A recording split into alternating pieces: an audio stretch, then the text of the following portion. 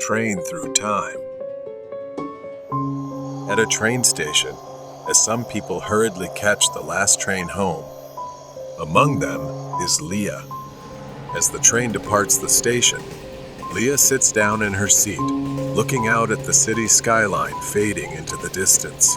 She feels a strange sense of unease, though she cannot understand why. The rhythm of the train is steady, almost hypnotic, lulling her into a gentle sleep. The soft rumble of the train fills the air as it speeds along the tracks, the city gradually giving way to darkness. Leah is startled awake as the train sways slightly upon entering a long tunnel. Inside, the tunnel is pitch black, and the train's lights flicker momentarily. Leah looks around, noticing that the once crowded train car is now eerily empty.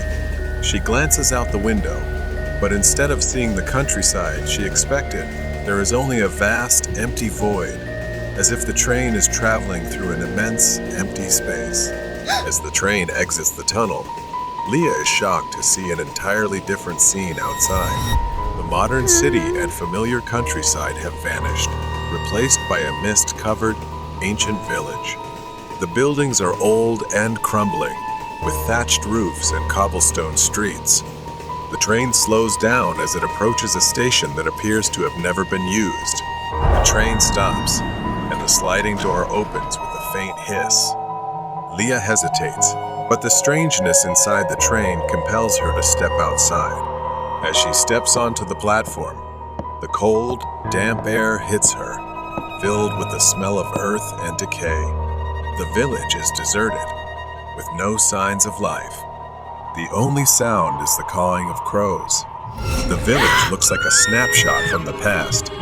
Tables are set with dust-covered plates, untouched. A child's toy lies abandoned on the street. She realizes that she is no longer in her own time. Perhaps she has traveled back to a long-forgotten era. Suddenly, Leah hears a sound like a train whistle, and panic overwhelms her. She runs back to the platform as the village around her begins to change.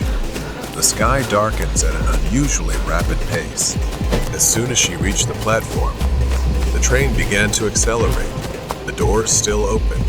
With a desperate leap, Leah grabbed onto the railing and pulled herself inside, collapsing onto the floor of the train car, where she lay, gasping for breath. As the train sped away from the village, Leah slowly stood up and looked out the window. The village was quickly swallowed by the darkness. The train entered another tunnel. She braced herself for whatever might come next. When the train emerged from the tunnel, Leah was stunned to see a different scene. This time, the train was traveling through a futuristic city filled with towering skyscrapers and strange objects floating in the sky like giant bubbles. The train glided smoothly through the city, and she realized with growing horror that the train was not taking her home, it was carrying her through different eras. She was trapped in a time loop. Finally, the train began to slow down again, this time approaching a station that looked familiar. But something was wrong, everything was slightly off, like a distorted reflection.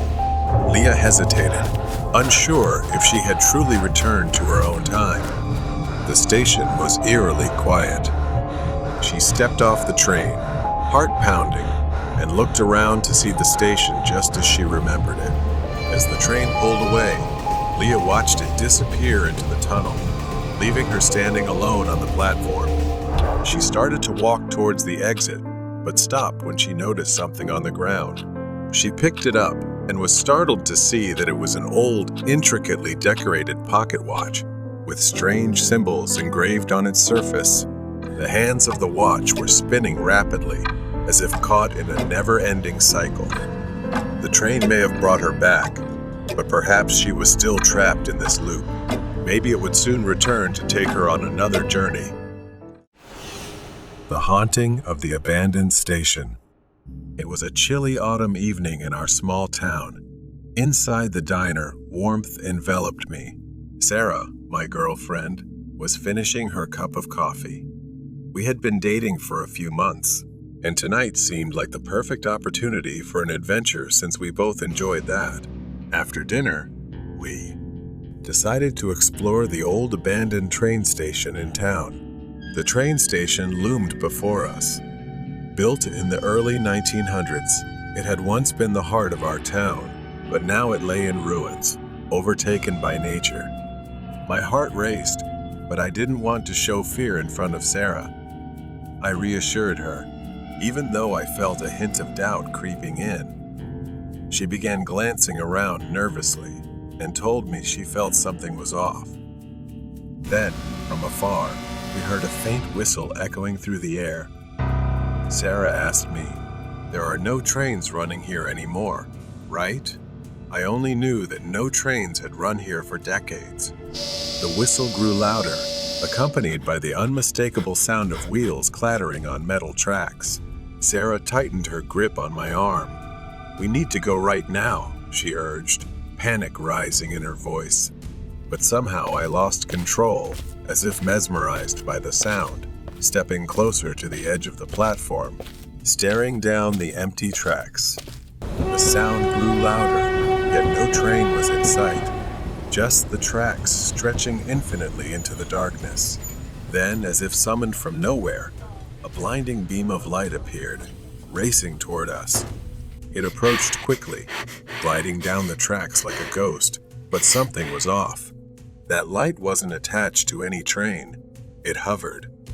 Sarah screamed, urging me to stop, pulling me back just as the invisible train roared past. Its force nearly knocked us over, the platform shaking violently. For a moment, everything went black. When I opened my eyes, the station was silent again, the air heavy and still. Distant sounds returned, but something had changed. Sarah was gone. "Sarah," I called, panic rising within me. I searched for her frantically. Then I saw it, a shadowy figure standing on the tracks, barely visible in the dim light. It was tall, wearing a wide-brimmed hat, its eyes glowing red like embers in the dark. A chill ran down my spine as it raised its hand, pointing down the tracks. Far down the tracks, I saw Sarah, walking away from me. But she wasn't walking normally. Her movements were stiff, like a puppet controlled by invisible strings. "Sarah, stop," I yelled. But my voice echoed back, swallowed by the night. I ran toward her, desperation driving each of my steps. The closer I got, the more horrific reality became. Her face was blank, expressionless, her eyes vacant and soulless. It was as if her very soul had been drained. Tears streamed down my face as I reached for her, but the distance between us never closed. The shadowy figure at the station let out a raspy laugh, echoing through the trees, sending waves of fear crashing over me. I turned to face the figure, but it had vanished. In its place stood an old, rusted, decaying train, its windows shattered. Shadowy figures filled the cars, their hollow eyes staring at me. The door creaked open, like an invitation into the darkness. My heart raced with fear and curiosity. A whisper brushed my ear. "Join us. We've always been here waiting for you." I shook my head, backing away, but the pull of the train was too strong. My legs moved on their own, drawing me toward the door. Just as I stepped inside, the door slammed shut behind me. The train swayed, and I felt a cold hand grip my shoulder. I turned to see Sarah sitting across from me, her eyes vacant. "What's happening?" I choked out, but she didn't respond. Instead, she slowly raised her hand and pointed out the window. I looked outside. I was standing on the platform, staring at the train. But how could this be? I was inside. I tried to scream, but no sound escaped. The train raced faster and faster, the outside world fading into a blur in whispers. Suddenly, it stopped, and the door creaked open. Then, that dark figure appeared inside the train, leaning in close, its cold breath chilling me to the bone. "You should never have come here," it whispered, and everything went dark. When I awoke, I was lying on the cold ground, the train and station gone. All that remained was an empty field overgrown with weeds, a stark contrast to the horror I had just endured. I stood up, dazed and disoriented, and headed back to town. As I neared the town square, something caught my eye, a missing person poster. It was Sarah's face, but the date was from 10 years ago. My heart sank as I stumbled back, trying to comprehend the horror. Had I really been gone for 10 years? Or had Sarah vanished long before I ever met her? The truth was too horrific to grasp. Desperate for answers, I rushed back to the station, but when I arrived, it was gone. Only an empty field remained. The train, the darkness, the station all vanished as if they had never existed. Memories flooded back the faces of victims, broken families, the whispers of those who had vanished without a trace. Each shadow symbolized a haunting reminder of what I had escaped, of the guilt I carried for failing to protect those who needed me most.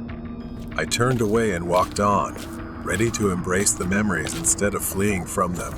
The shadows may linger, but I would no longer let them control my life.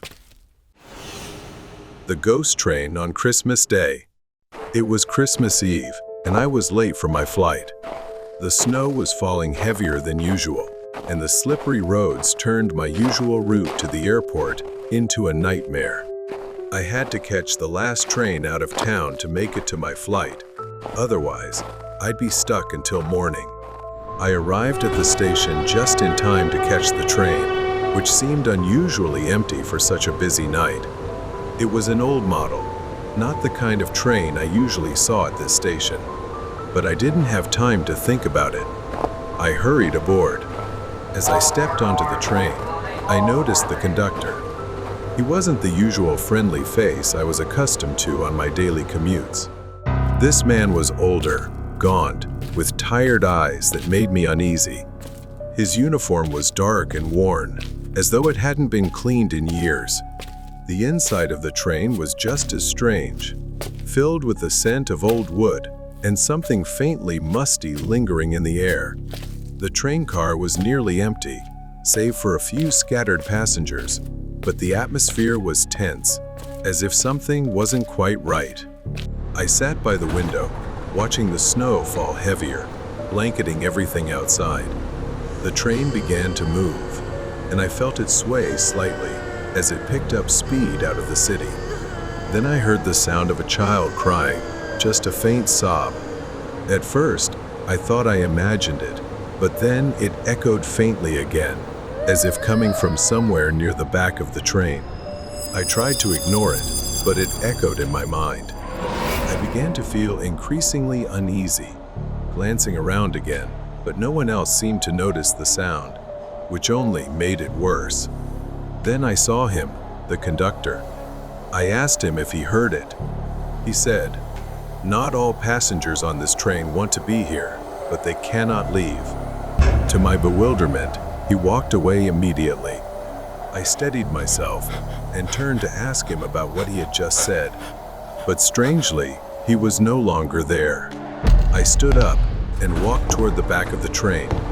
My footsteps echoed in the silence. When I reached the next car, I froze in place. In the dim light, I could see a shadow. It was a child. He clutched a small, tattered doll in his hands, wearing what looked like outdated, shabby clothes. He didn't move, his head bowed. I asked, "Are you lost?" But there was no response. Suddenly, the lights flickered, and the train lurched forward, shaking violently. Without thinking, I reached out to steady the boy. The lights stabilized, but the train car was empty, completely deserted. I moved back into the aisle, trying to understand what was happening. The other passengers remained still, staring straight ahead, oblivious to the madness unfolding around them. Suddenly, I felt a cold hand grasp my arm, sending a shiver through me. The train shook violently again, and the temperature plummeted. I could see my breath in the air. The train screeched to a sudden halt, and I stumbled, trying to steady myself. The passengers were gone. The train was empty, except for the boy, standing with his back to me. He didn't move, just stood there with his head slightly tilted, as if waiting for me to do something. The doll in the boy's hand fell to the floor. I slowly approached him, bending instinctively to pick it up. When I looked up, my breath caught in my throat. The boy turned, and his eyes were voids of pitch-black emptiness, locking onto mine. His voice echoed coldly in the air. They left me. I panicked, never having seen anything like this before. Before I could react, the sound of crying turned into an ear-piercing scream, deafening and spine-chilling. I lost my balance and fell backward in fear, my vision spinning as the boy stood still, seemingly unaffected. The train doors suddenly slid open. With trembling hands, I crawled toward the exit, desperately trying to escape. I staggered out into the freezing, eerily silent night. But when I looked back, the train was gone, completely vanished, leaving only an empty, snow-covered platform as if it had never been there. I don't remember how I got home that night. Every Christmas Eve since, I still wonder whether the midnight train was real or just a nightmare.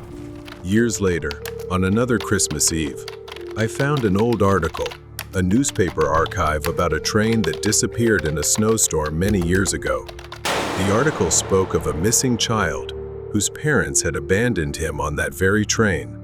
It was said that the Midnight Express appears every Christmas Eve, carrying lost souls who cannot move on. I closed my laptop, my hands trembling. I looked out the window. The snow continued to fall outside, and a chill ran down my spine.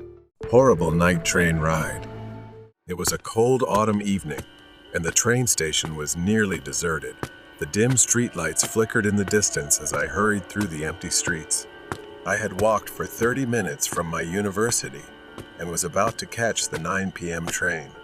I ran to the platform just in time as the train stopped in front of me. I stepped inside, glancing at the empty train cars. It was always quiet at this hour of the night, with only a few passengers. I found an empty seat by the window and sat down. I opened my notebook to review my lecture notes.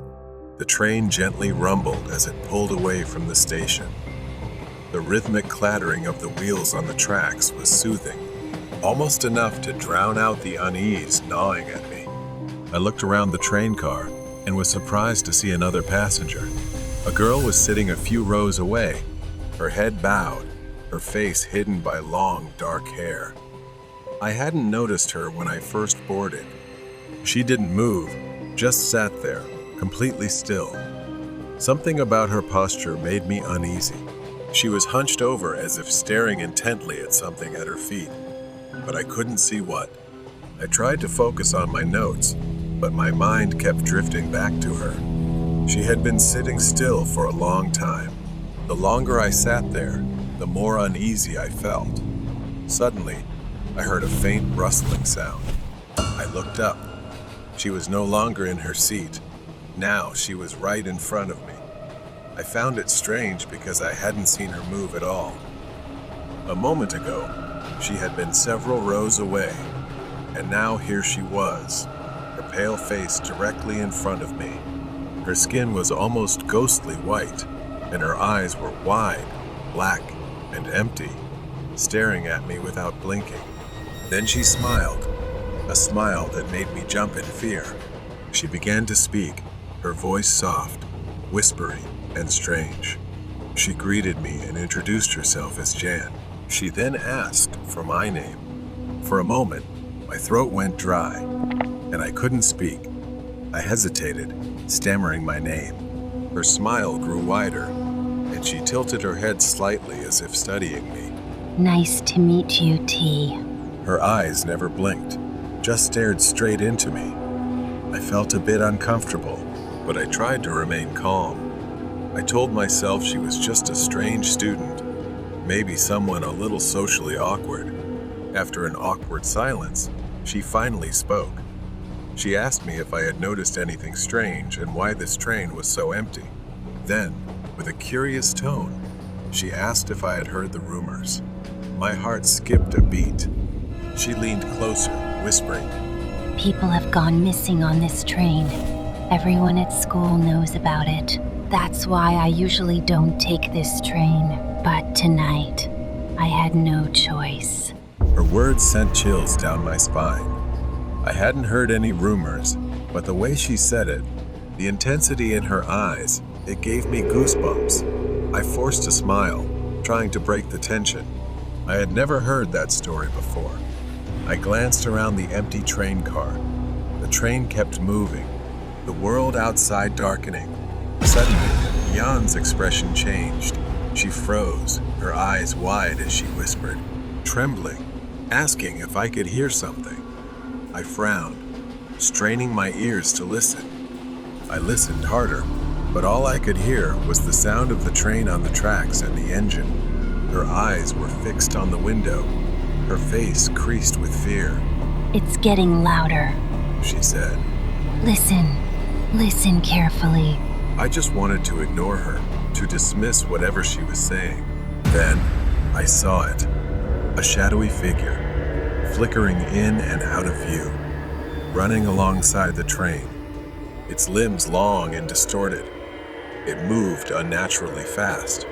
I asked what it was, but she didn't answer, her face pale with fear. She whispered, It's coming. The train shook. The lights flickered for a moment. I jumped, gripping the edge of my seat. The lights flickered again, and when they came back on, Jan was gone. I blinked, my mind reeling. How could she have disappeared like that? I stood up, looking around the car, but there was no sign of her. The train began to slow down. The door slid open, and a thick darkness enveloped me. I couldn't see anything.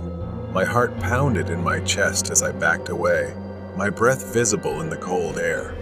And then I felt it, a cold hand gripping my shoulder. Horrible night train ride. From behind, I felt an icy hand gripping tightly on my shoulder. I froze, my breath catching in my throat as the cold fingers tightened. Slowly, I turned my head, but there was no one there.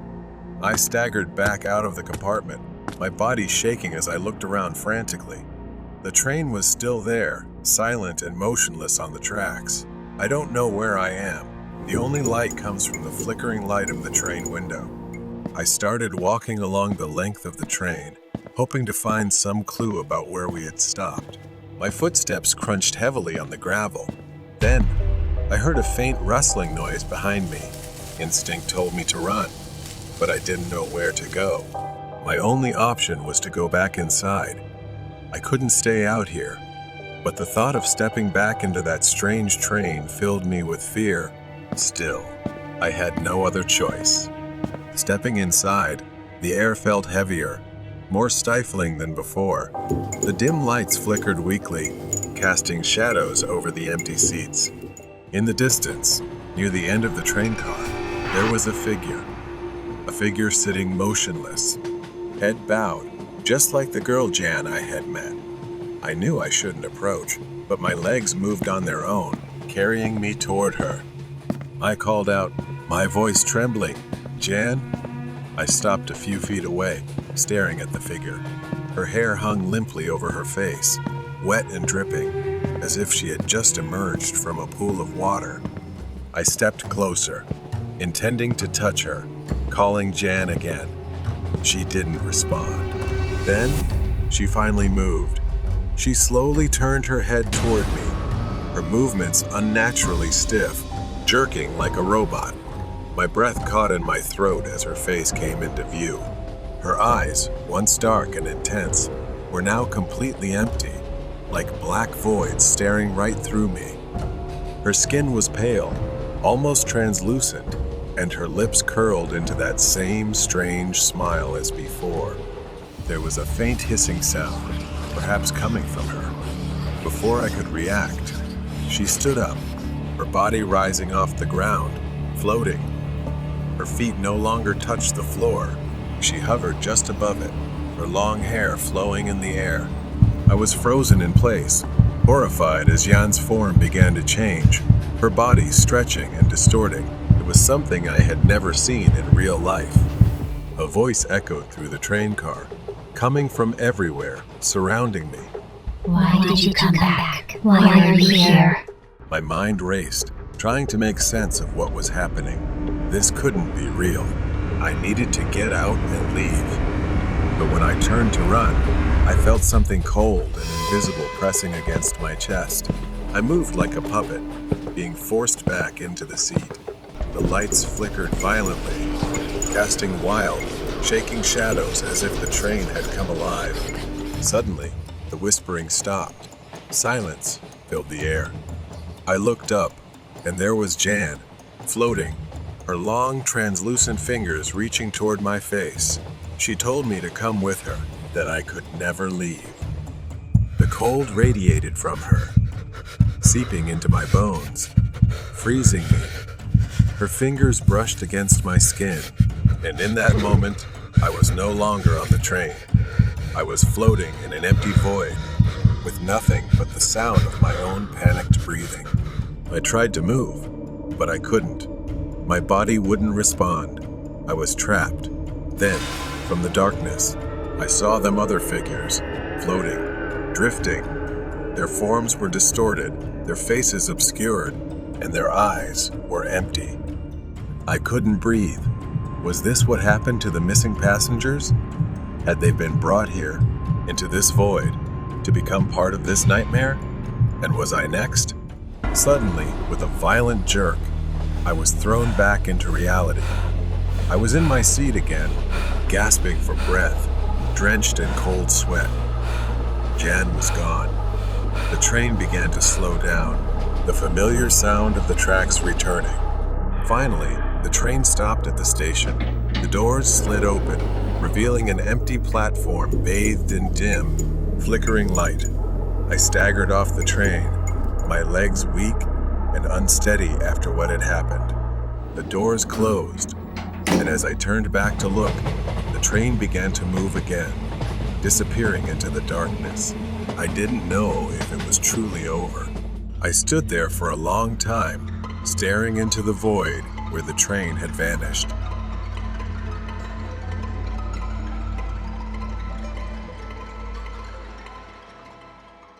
Mysterious driver in the desert.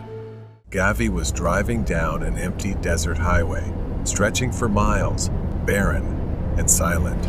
He had been driving for hours. The only sound was the crackling of his car's radio, which seemed to be breaking down, with only static and the occasional country tune. This was one of the rare times Gavi passed through here. He glanced at his dashboard map. No towns, no gas stations for miles. Just an empty, desolate road. As Gavi approached a small hill on the road, he felt a sense of relief. The slight slope broke the endless flatness, providing a brief change. But as he went downhill, something caught his attention in the distance. At first, he couldn't tell what it was. Just a shape, a dark figure faintly illuminated by the moonlight. But as he got closer, the figure took form a person standing on the side of the road. Gavi slowed down, squinting to get a better look. It was a woman, standing alone in the middle of nowhere. She wore a long white dress and had pale skin. Her long black hair hung over her face as if soaked in water. Gavi muttered, wondering what she was doing out here. There was nothing for miles. No cars, no houses. How did she even get here? Gavi slowed the car further, considering whether to stop. Maybe she was lost. But as he got closer, something sent a chill down his spine. Her hair looked too wet, as if she had just walked out of a rainstorm, even though the desert had been dry for weeks. And her face, what little he could see of it, her eyes were too large, unblinking, staring straight at Gavi through the wet strands of hair. He hit the gas, speeding past her in fear. Even though he tried to convince himself she was just a lost traveler or perhaps a prank, Gavi couldn't shake the feeling that something was very wrong. Minutes passed, and Gavi continued driving through the endless desert, the eerie calm returning. He kept glancing in the rear-view mirror, feeling as if someone was watching him. He shook his head, trying to stay focused, but then Gavi saw another hill in the distance, just like the one he had passed earlier. And after a short drive, there she was again. The same woman, the same white dress, the same wet hair covering her face. But this time, she was closer to the road, and her smile was even wider, more unnatural. Gavi couldn't believe his eyes. How could she have gotten here before him? There was no way she could have moved that fast. He didn't think twice and slammed his foot on the gas, speeding forward to get past her. This time, Gavi didn't dare look back. Another hill appeared ahead, and the familiar fear tightened in Gavi's chest. He didn't want to go over it, didn't want to see her again, but he had no choice. His worst fear came true. She was there again, standing and waving at him. Her smile now impossibly wide, stretching nearly from ear to ear, and her cold, soulless eyes stared directly at Gavi. Maybe she was some sort of hallucination conjured by his imagination. No matter how much he tried, the fear continued to gnaw at him. He had heard the stories of haunted highways, of strange ghosts appearing to night travelers, but he had never believed them until now. He couldn't keep driving and needed to stop to escape this cursed road. But there was no exit, no rest stop. Gavi felt trapped with no way out. And then, the radio started crackling again. He reached out with a trembling hand to adjust the dial. But before he could turn it off, Gavi felt something cold touch the back of his neck. He froze. Reaching from behind the driver's seat was a pair of pale white hands. The fingers wrapped around his face, slowly digging their nails into his skin. Gavi was now about to face something he didn't understand, and he still had a secret he was hiding. Mysterious driver in the desert. Those fingers, they were slowly tightening around Gavi's face. They were icy cold. Cold like the touch of death itself. He was frozen in place. Slowly, with fear creeping down his spine, he turned to look.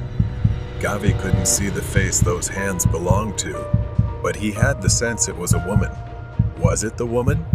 The one he'd passed many times on the highway? His mind was flooded with horror. The car swerved violently as the grip on him tightened. The tires screeched against the road. The car was losing control.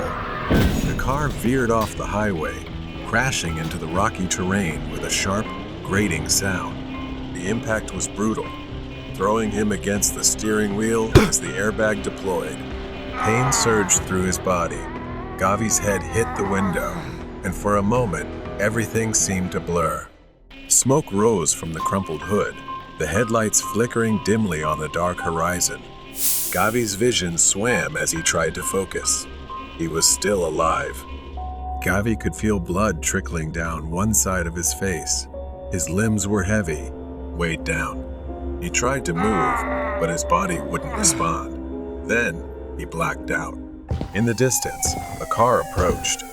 The officer, a seasoned man who had seen his share of accidents, stepped out of his vehicle, his flashlight cutting through the desert's dark night. The car was a wreck. Twisted metal and shattered glass scattered across the rocky ground. Smoke still rose from the engine. The officer cautiously approached. The officer, Jay, shone his flashlight through the driver's side window. His eyes widened in shock when he saw the body still strapped into the seatbelt. After checking the license plate, he realized it was someone named Gavi. His head was twisted at a strange angle, almost wrenched to the side, and his eyes wouldn't close, wide open as if staring right at me. His face frozen in a horrifying grimace, blood smeared across his skin. But just as Jay started to step back, he heard something. A sound like someone crying, but it was muffled, as if something was blocking their mouth. The sound came from the trunk. At first, it was faint, barely audible. But as Jay leaned in to investigate, it grew louder, more desperate. It was a sobbing, painful cry, like that of a child trapped inside. Panic surged through the officer as he ran to the back of the car. His hands trembled as he fumbled with the trunk latch. Jay's mind raced with questions. Who could be inside? What had happened? 2 cases at once? The trunk lid sprang open. Jay's flashlight illuminated a haunting sight inside the cramped trunk, a little girl. A young girl, bound and gagged. Her wrists and ankles were tied tightly with thick, rough rope, and her mouth was sealed with tape. Tears streamed down her pale face, her eyes wide with fear. Not just that clutched tightly to her chest was a doll. The doll wore a white dress, its skin pale and cracked with age, its face fixed in a disturbingly wide smile. Large, dark eyes stared back, and its long black hair appeared wet, hanging loose. Jay reached out to touch the doll, and then its head moved. The girl sobbed, her body trembling as she clung to the doll. Jay staggered back, the weight of the doll's gaze pressing on him. He turned away, his breath becoming ragged, his heart pounding in his chest. The officer fought back his rising panic. It was just a coincidence, he told himself. He quickly untied the girl and removed the tape from her mouth. She gasped for air, sobbing loudly. Jay reassured the girl and led her to his patrol car. He called for backup. From the moment they got into the car, the doll sat there, staring at him, and he couldn't shake the feeling that it was watching him, studying him with its eerie and unsettling gaze. Soon after, backup and paramedics arrived. The girl was taken to the hospital, still clutching the doll, which baffled him. Her small hands clung to it as if it were the only thing tethering her. As the ambulance drove away, Jay remained haunted by the strange presence of the doll. He pondered the mysterious events leading up to the crash. Even though the girl had been rescued, the story felt far from over. It seemed to have slipped beyond Jay's understanding, perhaps into another world entirely. Horror Story Haunted Tracks. The legend of the haunted tracks had always been a topic of eerie fascination in our small town. The story went that, decades ago, a tragic train accident had occurred on the old, abandoned railway line just outside town. Many lives were lost that fateful night, and it was said that the spirits of the victims still lingered, haunting the area. As a skeptic, I never believed in ghosts or haunted places, but that changed one cold winter night. I was driving back home after visiting a friend when a heavy snowstorm hit, making the roads nearly impassable. I decided to take a shortcut through the old railway crossing, hoping to save some time. The wind howled, and snow fell in thick, blinding sheets as I navigated the narrow, winding road. The visibility was almost zero, and I had to slow down to a crawl. As I approached the old crossing, my car suddenly stalled. I tried to restart it, but the engine wouldn't turn over. Frustrated, I got out to check under the hood, the biting cold stinging my face and hands. As I fumbled with the engine, I heard a faint, distant whistle. I froze, remembering the tales of the haunted tracks. The whistle grew louder, and I saw a light piercing through the snowstorm, heading straight toward me. Panic set in as I realized it was an old steam train, barreling down the tracks at an alarming speed. I abandoned my car and tried to run, but the snow was too deep, and I stumbled. As the train approached, I could see it more clearly. A rusted, ancient locomotive, its windows shattered, and the metal twisted and scorched. I braced myself for the impact, but it never came. Instead, the train passed right through me, sending a bone-chilling cold through body. I turned to see it continue down the tracks, disappearing into the storm. Shaking, I returned to my car and tried the engine again. This time, it roared to life, and I wasted no time getting back on the road, my heart pounding in my chest. When I finally reached home, I was too shaken to sleep. The next day, I told my friend Mark about the experience. Mark, a local history buff, was intrigued and suggested we investigate the site together. Armed with flashlights and a camera, we headed to the old railway crossing that evening. The storm had passed, leaving a calm, clear night. The tracks looked abandoned, covered in snow and rusted with age. As we walked along the line, Mark recounted the details of the accident. A collision between two trains due to a signaling error, killing dozens of passengers.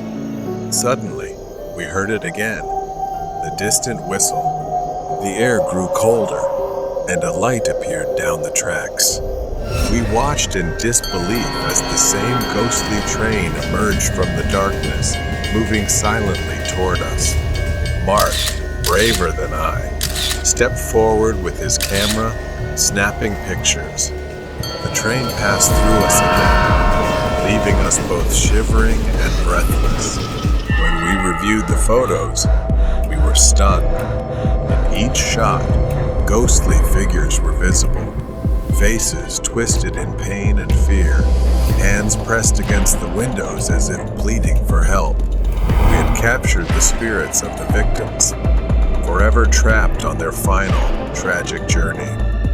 The haunted tracks were no longer just a legend. They were a grim reminder of the lives lost and the restless souls that still wandered, seeking peace. I never took that shortcut again, and the memory of that night remained etched in my mind, a chilling testament to the power of the supernatural. Train to hell. Rai, he had once been a professional thief. No matter where he was, he could carry out his actions smoothly. That day, the location was the subway, and it was also where he would pay a heavy price for his sins. While fleeing from pursuit, Rai boarded a subway train that looked quite old, carrying the scent of damp concrete, rust, and something faintly metallic, almost like the smell of blood. The subway car was nearly empty, except for a few scattered passengers in various cars. Most of them seemed lost in their own worlds. One was dozing off, another absorbed in their phone. But then, at the far end of the car, there was an older man who looked quite terrifying. He wore a long, dark coat, his face obscured by shadows, but his eyes were cold and piercing, chillingly sharp. Rai tried to shake off the discomfort, shifting in his seat, looking elsewhere. But the feeling of always being watched made him very alert. The subway suddenly jolted, the lights flickering more violently before dimming to a weak, pale yellow. The train began to slow down, the sound of the brakes screeching like a high-pitched wail echoing through the thief's skull. He glanced around, noticing that the other passengers had disappeared, leaving only him and the mysterious man at the end of the car. He tried to stand up, move toward the exit, but his legs were stiff. The man in the dark coat began to stand up, moving toward him with slow, deliberate steps, his eyes never leaving the thief. The subway train came to a complete stop. The doors remained closed. The thief was trapped. The man approached the thief, raising one hand with fingers unusually long and thin, and waved it slowly in front of the thief's face. The thief's eyes glazed over, his mind succumbing to the invisible power of hypnosis. His body went limp, collapsing into the seat as he was pulled into a vision. deeper and deeper until the subway car completely vanished. Rai found himself standing in a nightmarish version of a subway station. The walls were cracked and oozing a thick black substance, the lights flickering. The tracks were covered in a dense, glowing red fog that seemed to rise from the very depths of the earth, and the air was thick with the stench of decay. The thief staggered forward, his breath coming in ragged gasps as he looked around, trying to find a way out. But the exits were blocked, sealed shut by heavy iron gates covered in chains and padlocks that had mysteriously appeared. A moment later, he suddenly saw a reflection in the glass, a reflection of himself, but with his coat tattered and scorched, his face pale and gaunt, with hollow, sunken eyes, his lips twisted into a grotesque, terrifying smile.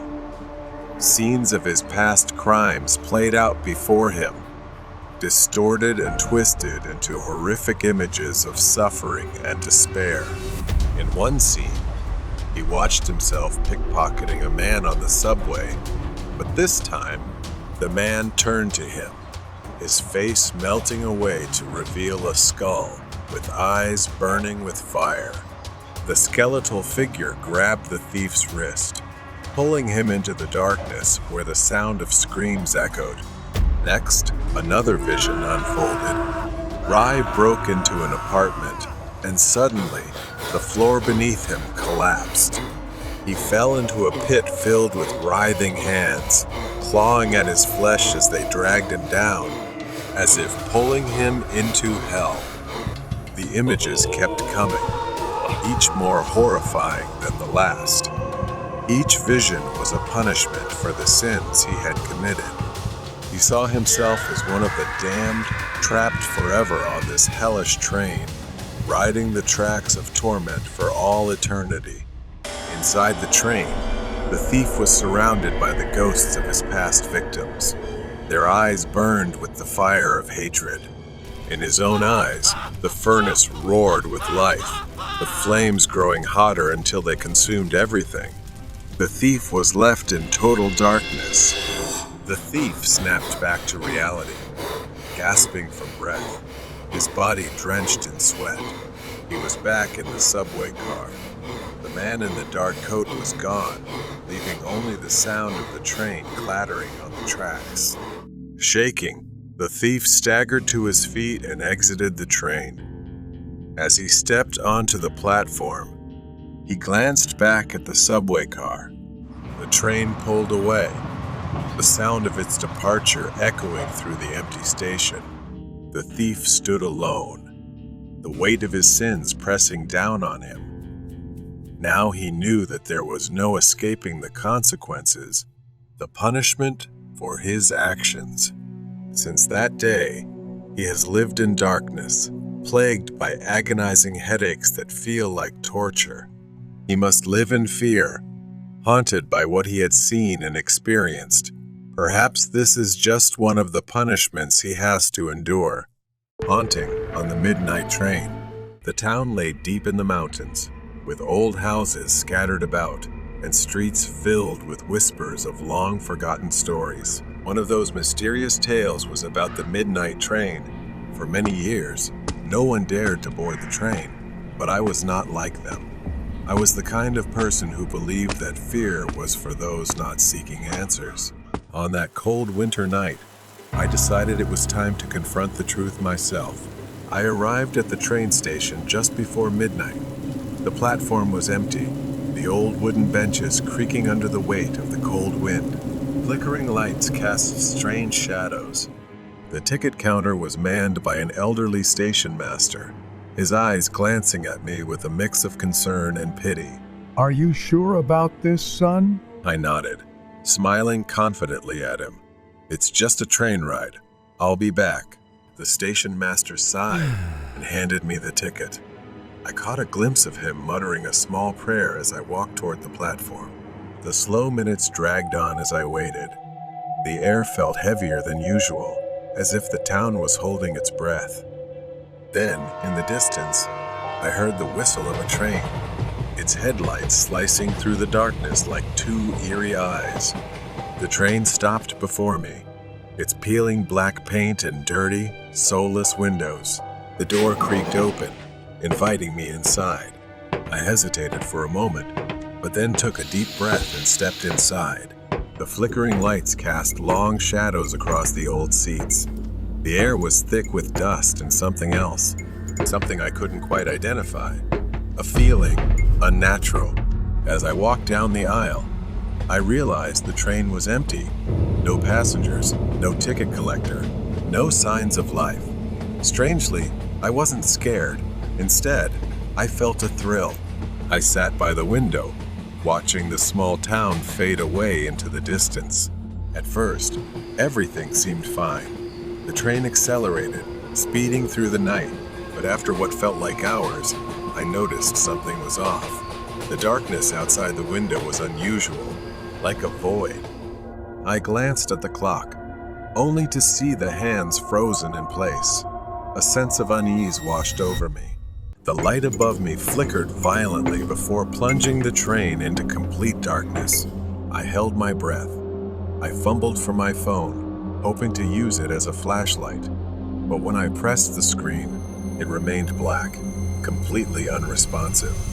Panic set in. Suddenly, I heard it, a whisper.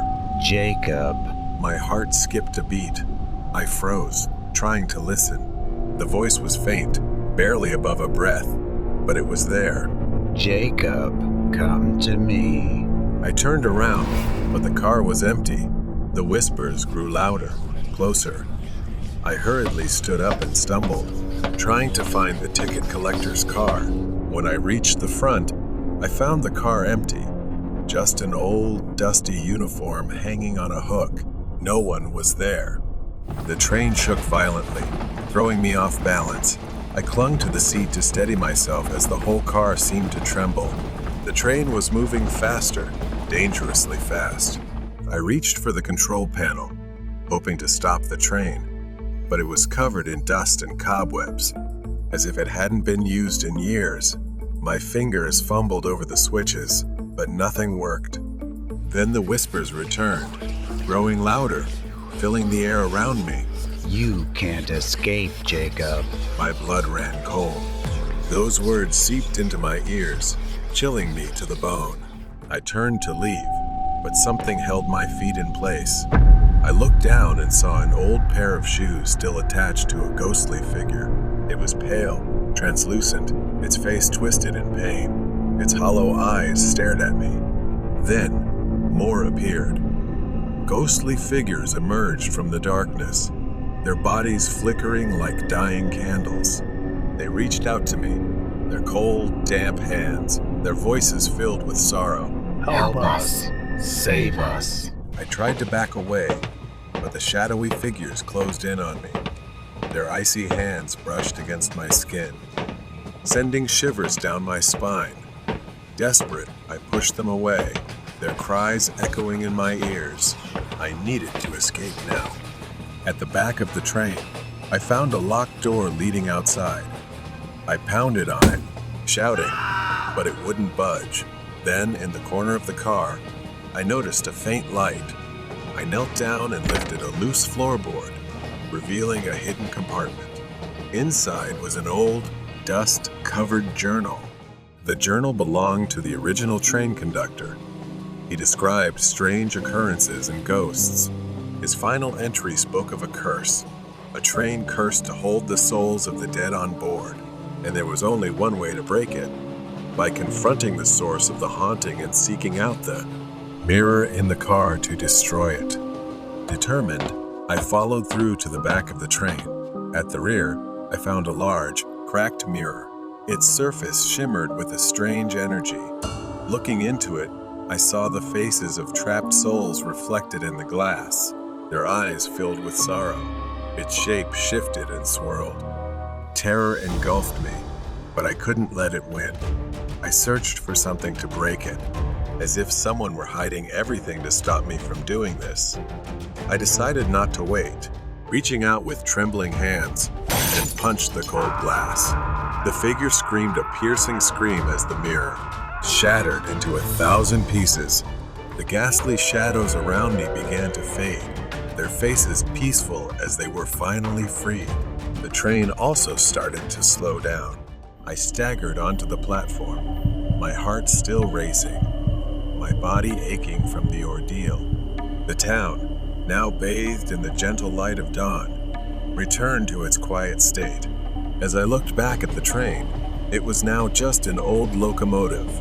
The station master was waiting for me on the platform, a pleasant smile of relief understanding what I had accomplished as he left. I nodded, too exhausted to speak, but grateful to be alive. I had freed the trapped souls on the midnight train, and I knew I would never forget the terror I had faced. The midnight train had become legend, but the memory of that night would stay with me forever. Strange man in the cemetery. This summer, my family decided to go camping in a suburban village, a place where every corner seemed to hold a mysterious story. The locals were always whispering, especially about the nearby forest. But what intrigued me the most was the cemetery within the forest. No one had ever gone there after dark. We were not allowed to go there either. My cousin had the idea to play hide and seek at night. He liked to break boundaries, challenging all of us to venture into the forbidden forest. I went with my younger sister, who was only 10 at the time, and my cousin. He confidently decided to help us hide. I should have known it was a bad idea the moment he mentioned the cemetery. We crept through the forest, the leaves crunching underfoot. The closer we got to the cemetery, the colder the air became. Even the stray dogs that had been barking earlier were now completely silent. A sense of fear and unease flooded over me. My little sister held my hand tightly. But then, in the eerie silence, a sound pierced the air, making the hair on the back of my neck stand up, the unmistakable sound of digging. Out of the darkness, we saw him, a disheveled old man in filthy clothes, hunched over a grave. He was digging with his bare hands, muttering something incomprehensible. My eyes followed his hand. I saw something pale, like a stiff hand, sticking out of the freshly dug earth. None of us dared to move for a moment. My cousin was the first to act. He slowly pulled us back, whispering that we had to leave, that we needed to move silently. The man bent down again, this time pulling away more earth, revealing more of an arm, a foot, a body. Then he dragged out several small plastic bags and laid them on the ground. My sister trembled, and we were slowly sneaking away.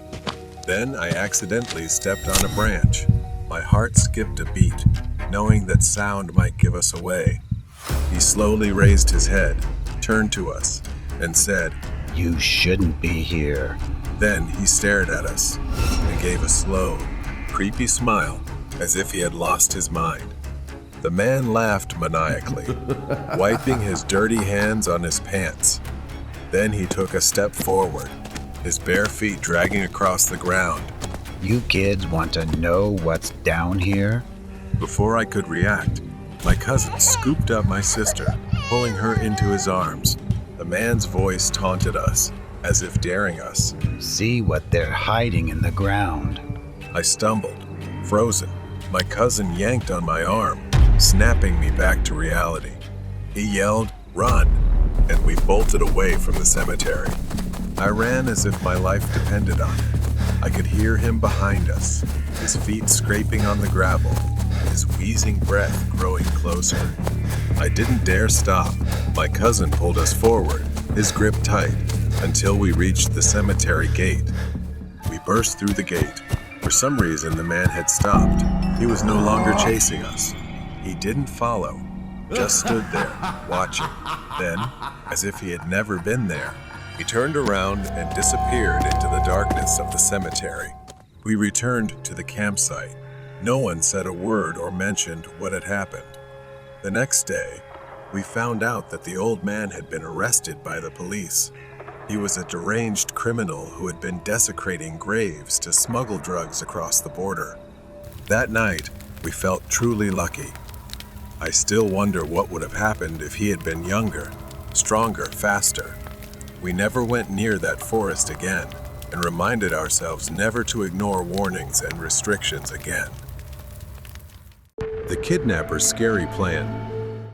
Lily was on her way home from her best friend Emma's house. Emma's house was on a hill, and despite Emma urging Lily to stay over, she decided to head home. It was only 7:30 p.m., and she decided to take the bus. At the nearby bus stop, she arrived and saw a man already sitting there. He looked a bit strange, appearing to be homeless. The man's unsettling presence made Lily uncomfortable. She decided to keep her distance and stood there with a serious expression. Emma called her to ask if she had boarded the bus yet. Lily talked to her for a while, trying to ease the discomfort caused by the man's presence. Despite trying to ignore him, Lily couldn't shake the feeling that the man was watching her. Every 5 to 10 seconds, he would take out his phone and appear busy texting. After ending the call, Lily glanced at her phone. It was 7:45 p.m., and her battery was down to 10%. She sighed, annoyed that she hadn't charged it earlier. She stared at the long, empty highway, but there was no sign of the bus. She felt uneasy being alone with the strange man. Then the man stood up from his seat and started walking toward Lily. She looked away, trying to focus on her phone screen as he approached her. Hey, got a lighter? Without looking up, Lily curtly replied. I don't smoke. She could hear him moving behind her, but didn't dare to turn around. A moment later, she turned around, and he was standing right in front of her.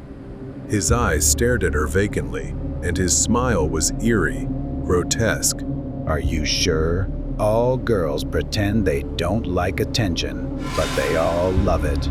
Leave me alone. She yelled loudly, threatening that if he didn't back off, she would scream and call the police, warning him that her friend's house was nearby and her friend's dad owned a gun.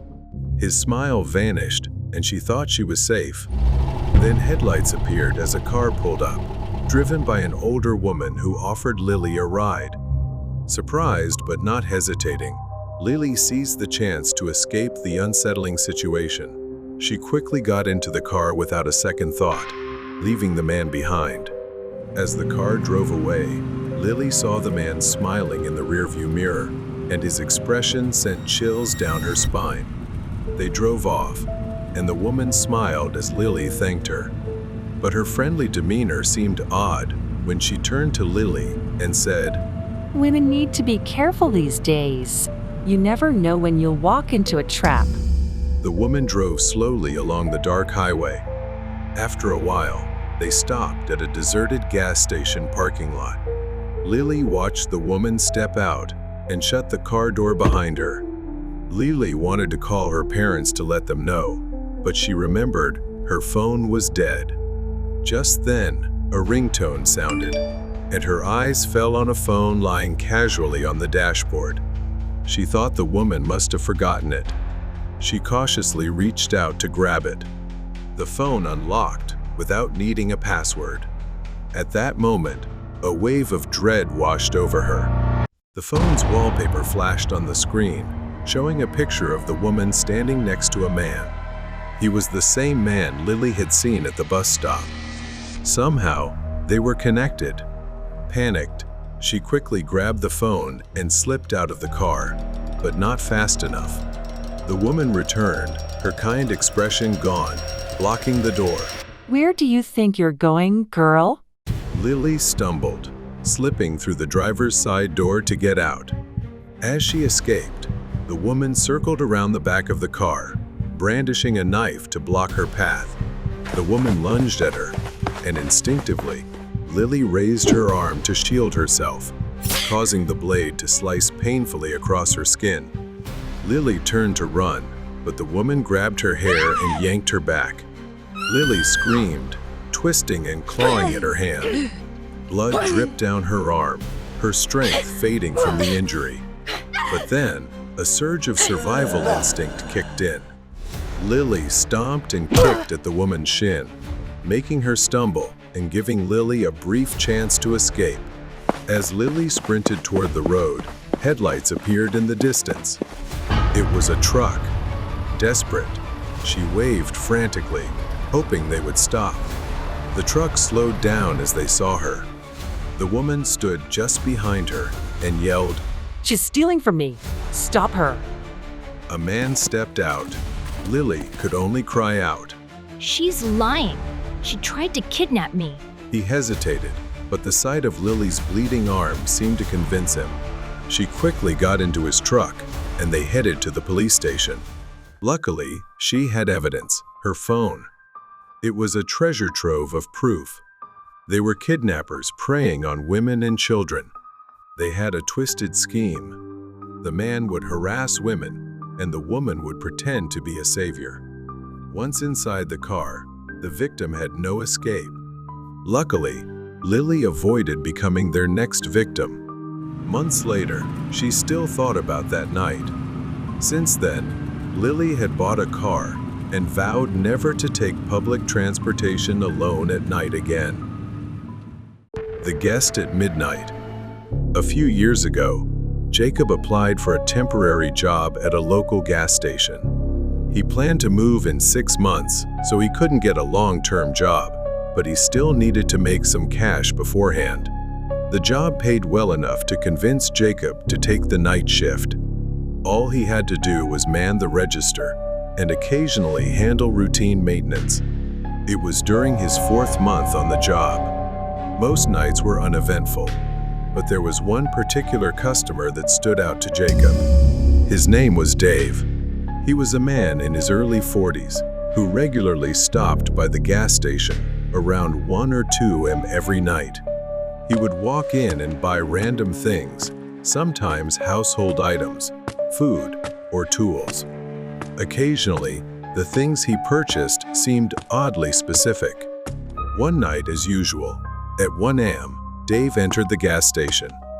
There were no other customers, just Jacob, sitting at the counter, waiting for him to walk in. Jacob immediately sensed something was off. Dave looked disheveled, sweating, and frantically searching for something. When he found it a master lock, the kind used for securing bikes, he rushed to the counter and tossed it down for checkout. Dave's strange behavior only made Jacob more curious. Dave, did you get a new bike? But Dave didn't even look at him, hastily pulling out cash instead.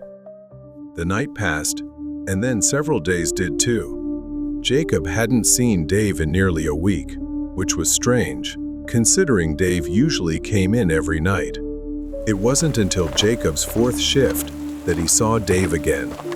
That night, a light drizzle fell outside.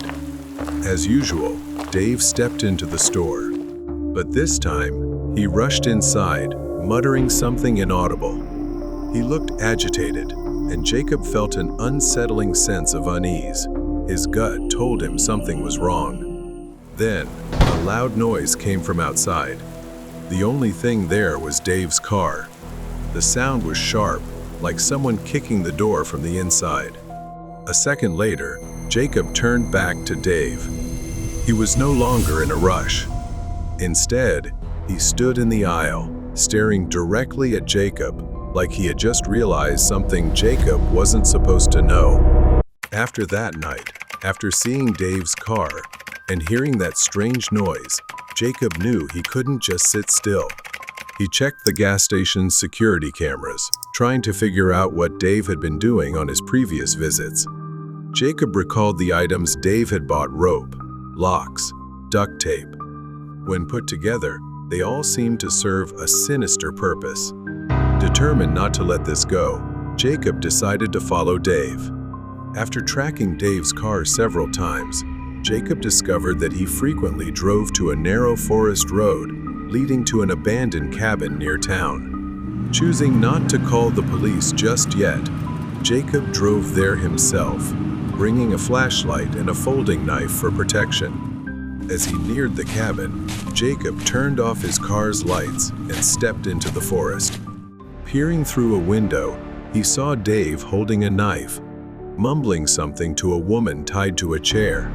Jacob silently tried to find a way inside, but he accidentally kicked a log nearby, alerting Dave.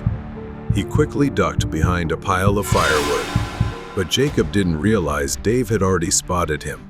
Before he knew it, Dave was right behind him, eyes wild, shouting, What the hell are you doing here? With no other choice, Jacob lunged at him, initiating a violent struggle. Dave swung his knife at Jacob, but he dodged and shoved him against the wall. The tied-up woman screamed, desperately trying to free herself. Distracted by her cries, Jacob was caught off guard as Dave landed a powerful punch, knocking him to the ground. As Dave charged forward to stab him, Jacob grabbed a nearby wooden plank and smashed it against Dave's head, making him stumble and drop the knife. But things weren't over yet. In the struggle, Dave tried to reach for the knife, but Jacob shoved him backward. He fell into an abandoned pit just outside the cabin. From above, Jacob watched as Dave lay motionless, his breaths growing weaker. Jacob freed the woman, and together they left, abandoning Dave to his fate in the darkness. His reckoning would come soon enough. Killer in the rain. It's late spring in a rural area with vast stretches of wilderness. My small house stands alone in the vast darkness, surrounded by trees, the type of isolation I always dreamed of before moving here. Here, I can live away from the noise, people, and stress of the city. But tonight, the silence feels different. Heavy rain has been pouring for days. I should have found this isolation peaceful, but tonight, it feels suffocating. I'm sitting on an old couch watching TV and listening to the rain pounding on the roof, a soothing sound that usually makes evenings pass peacefully. I enjoy staying home on rainy weekends like this, far away from the world. Around 6 or 7 in the evening, I suddenly heard a knock at the door. At first, I thought it was the wind, but it wasn't. Another knock, this time louder. I hesitated. Visitors were rare here. It was strange for someone to show up without calling first. Grabbing a flashlight, I walked toward the door, my heart already starting to race. When I opened the door, heavy rain poured down, and the damp cold hit my face. Standing in the pouring rain was a man, soaked and shivering. He wasn't anyone I knew, just a stranger. He told me he was camping in the nearby woods and had run into trouble. He needed a place to stay, just for the night. His voice was pleading, but something about him made me uneasy. I handed him my phone to call for help so he could get a ride to town, as I didn't feel safe. But he refused, insisting he only needed shelter for the night. I felt uncomfortable, the rain pouring down on both of us. His insistence made me even more suspicious. I bluntly told him he couldn't stay here. After pausing for a moment, he turned and walked down the dirt path leading back to the woods. I watched him disappear into the trees, his figure fading into the rain. I locked the door immediately, still feeling uneasy. I tried to shake off the strange encounter, telling myself I did the right thing. There was no way to know if he was dangerous, especially in such a remote place. The rain kept falling, and I sat back down on the couch, trying to focus on the TV. But my mind kept drifting back to that knock at the door. After 2 hours, I noticed something, a faint orange light shining through the curtains at the back of the house. I haven't checked the window in a while, but now there's something outside. I stood up and pulled the curtain aside. Through the rain and mist, I saw it far off in the woods behind my house, a small flickering campfire beneath a tree. Despite the heavy rain, the fire was still burning. There was a figure in the rain, but I couldn't make it out. That uneasy feeling turned into fear. Could it be him again? Why had he returned? And what was he doing out there, just standing near my house in the pouring rain? I picked up the phone and called the police. I didn't care if it took them an hour to get here. I needed someone to ensure he was gone. After the call, I glanced out the window again. The fire was still burning, but the figure had vanished. Panic surged through me. I rushed to the front window and saw him, the man from earlier, walking by with a rifle slung over his shoulder. He was heading toward the house, toward me. I staggered toward the closet in the hallway, my hands shaking as I grabbed the handgun and rubber bullets. I had bought it for protection, but I never really thought I would need it. I didn't want to hurt anyone. I pressed myself against the wall, listening to the man pounding on the front door. This time it was harder, as if he was hitting it with the butt of his rifle. I had to do something. I couldn't let him in. I yelled that I had a gun and it called the police. I stood still, gun in hand, straining to hear any sign of movement. Moments stretched on, and finally, after what felt like an eternity, I looked through the peephole. The porch was empty. I cautiously stepped outside, gun still in hand, immediately drenched by the rain. I saw large footprints, caked in mud. He was probably gone, at least for now. About an hour later, the police arrived and searched the area with flashlights. When they got to the campfire, they found something I hadn't expected. A rough canvas bag, half buried in the mud, covered in wet earth. They dug it up and opened it. Inside, they found knives, zip ties, gloves, and rope. They told me it was likely a burglary kit, or worse. I never saw him again after that night. The police haven't found him yet, but they told me to be careful, to stay vigilant. Whoever he was, he had plans to come back, maybe even to kill me. Killer in the rain. It's been half a year since that night. The memory of that encounter still haunts me. I thought time would ease the anxiety, that the man would fade from my mind just like he disappeared in the rain. But as the months passed, the fear grew more intense. What if he came back? Tonight, as the sun set, the rain returned, pouring heavily, just like that day. I was sitting in my usual spot on the sofa, watching TV despite my efforts. My attention wasn't on the screen. I kept glancing at the window all evening, unable to shake the feeling that someone was out there, watching me. Suddenly, there was a knock at the door. The sound cut through the rain, and my heart skipped a beat. Could it be happening again? I cautiously opened the door, but this time I was prepared, my hand resting on the pistol I had placed in the nearby drawer, ready for a moment like this. The porch was empty, except for the relentless sound of rain hitting the ground. But just as I was about to close the door, I noticed something. Footprints. Someone had been here, fresh and muddy, still sticking to the porch. I went back inside and locked the door. I grabbed my phone and called the police, explaining that I thought it was the same man who had tried to harm me years ago, and he was back. They said they'd send someone, but I had no idea how long it would take. For now, I was on my own. The rain continued, growing heavier by the minute, the wind picking up as well. I paced the living room, glancing out the window every so often. That's when I saw a flash of light deep in the woods. I realized I couldn't wait for the police to arrive. I had to confront him before he made his move. Panic welled up inside me, but this time, I reminded myself not to lose my composure. I grabbed a flashlight and my pistol, threw on a jacket, and headed out the back door. The rain drenched me the moment I stepped outside. I followed the flickering light deep into the woods. My flashlight cut slowly through the night as the muddy ground made every step feel heavy, not just from the mud, but from my hesitation to venture further. I continued on. As I ventured deeper, my steps became slower and more cautious. Then I crouched behind a tree to get a better look. It was him, unmistakable with the scar on his face. He was there, standing by the fire, his back to me. And in his hand was something different this time, not a rifle, but an axe. I froze, my heart pounding in my chest. The rain sizzled on the fire.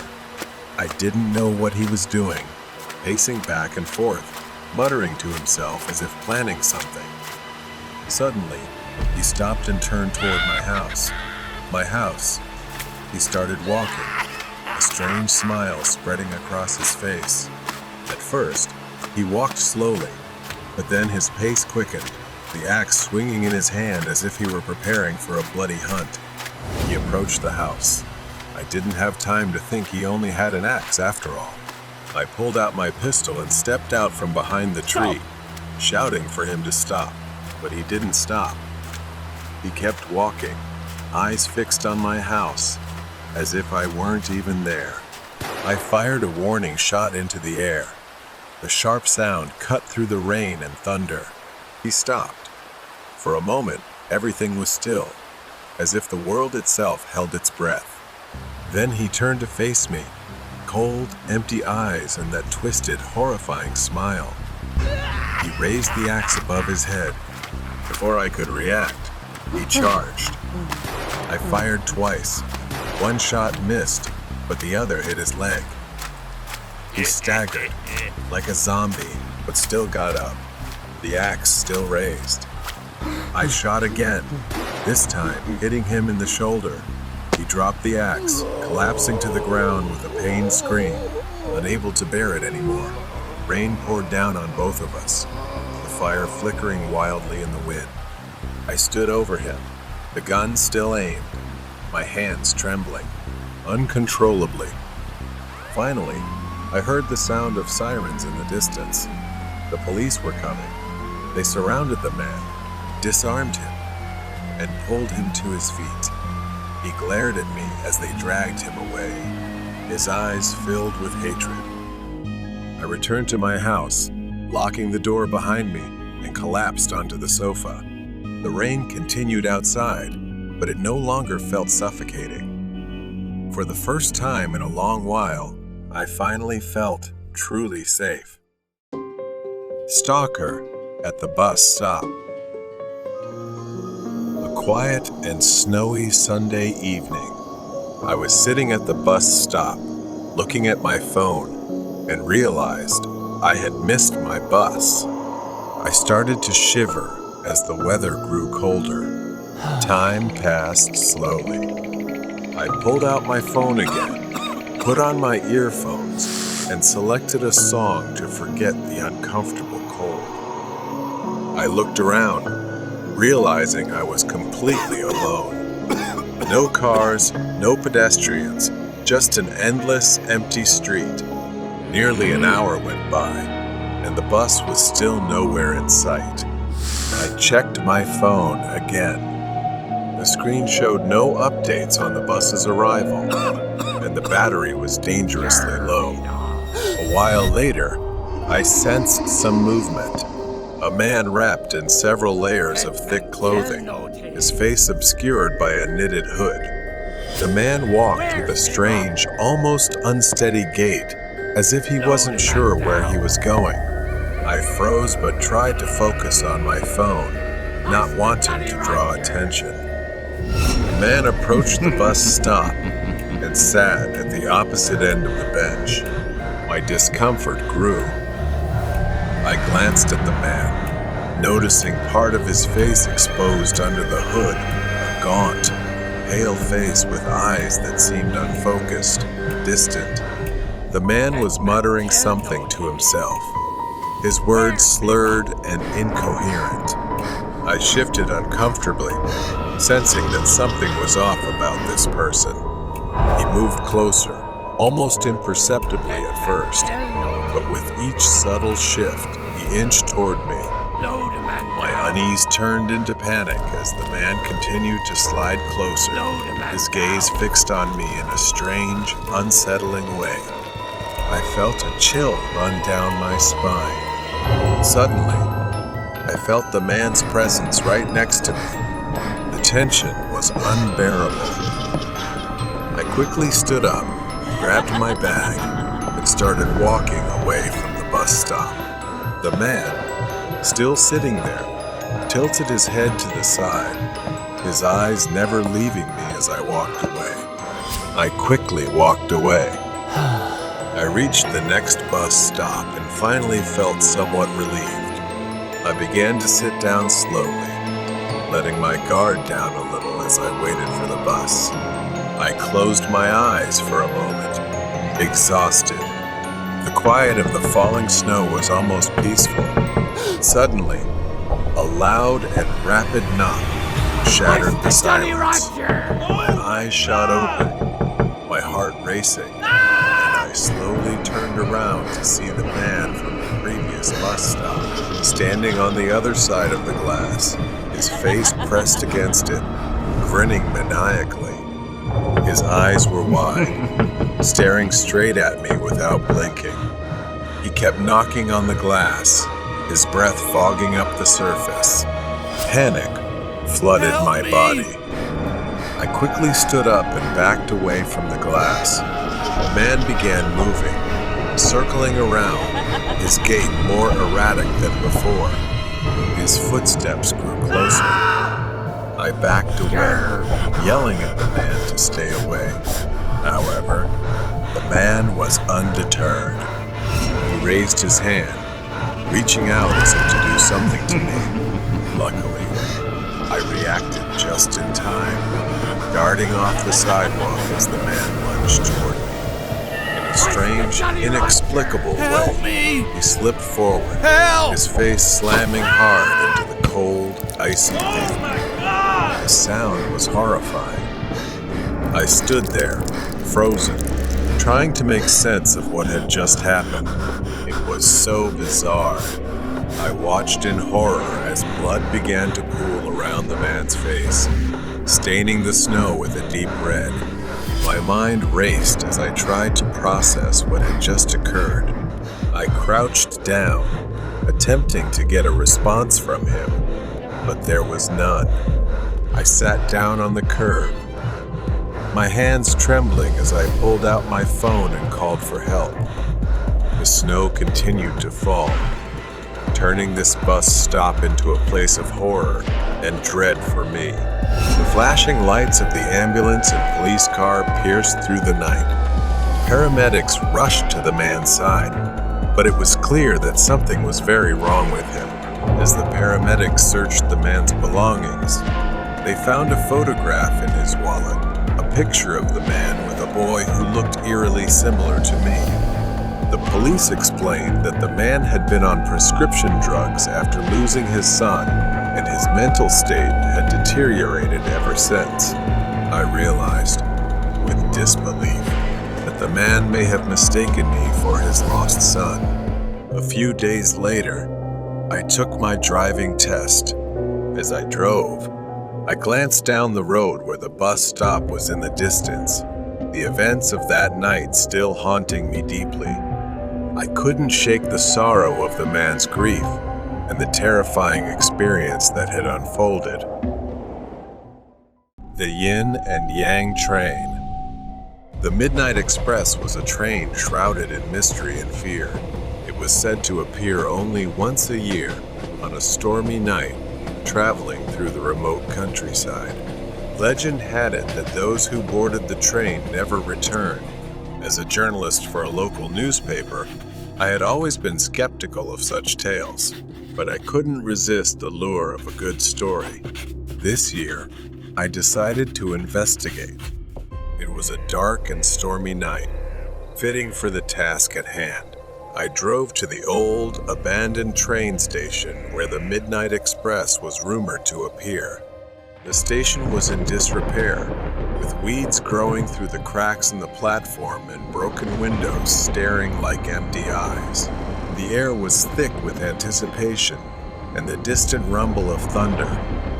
I set up my camera and waited, the rain pouring down relentlessly. Just as I was beginning to doubt the legend, a distant whistle pierced the night. My heart raced as I saw the faint glow of the train's headlight approaching. The Midnight Express emerged from the darkness, and an old steam engine with an eerie, almost spectral appearance. The train slowed to a halt, its doors creaking open. Despite my fear, I boarded the train, determined to uncover the truth. The interior was surprisingly well preserved, with plush seats and dim, flickering lights. The air inside was cold, and an unsettling silence hung over everything. I took a seat and prepared my notebook and camera, ready to document whatever I encountered. As the train began to move, I noticed that I was not alone.